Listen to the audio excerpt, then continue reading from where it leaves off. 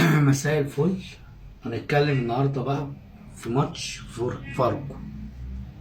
لو رجعتوا الحلقات اللي انا اتكلمت فيها قبل كده في تحليل ماتش الاتحاد وتحليل ماتش المحله والتحليل الماتش بتاع فيوتشر، هو نفس الكلام اللي احنا هنقوله النهارده. عندك كذا عيب وبرضه بتستمر في نفس العيب.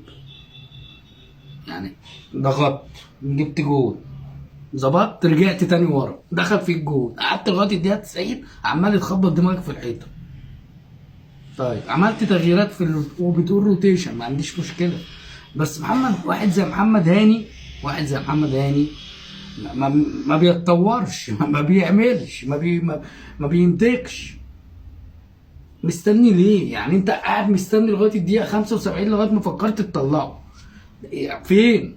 هتنزل حد مكانه بعد ما الماتش يخلص، بعد ما ضيع النقطتين؟ وبعدين حسين الشحات كان فارق معاك، والماتش اللي قبليه كان فارق معاك، طلعته. يعني الماتش اللي فات جاب جول، الماتش اللي قبليه كان عامل 2 اسيست، النهارده عامل اسيست.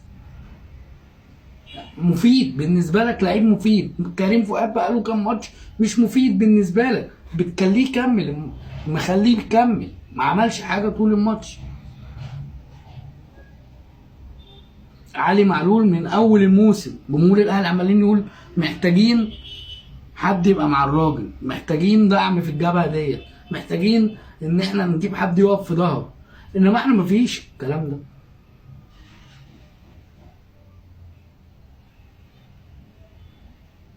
قلنا محتاجين حد زي احمد حجازي كده يبقى واقف ورا، يقدر يمشي خط الدفاع بخط النص، يعمل لهم ترابط، يقدر يخليهم يتحركوا.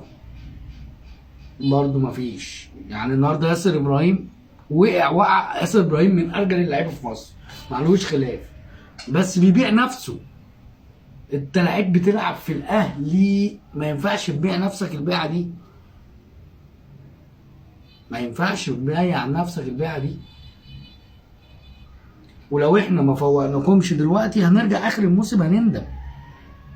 مش هينفع ان انا اجي اطبطب عليك واقول لك مبروك انت جبت الجون في الدقيقه 95. هتقول لي التحكيم، اقول لك مش هركز في التحكيم، احنا بقالنا كتير بنتكلم في التحكيم. انا بركز معاك انت عشان تفوق انت، عشان ترجع تاني زي ما كنت.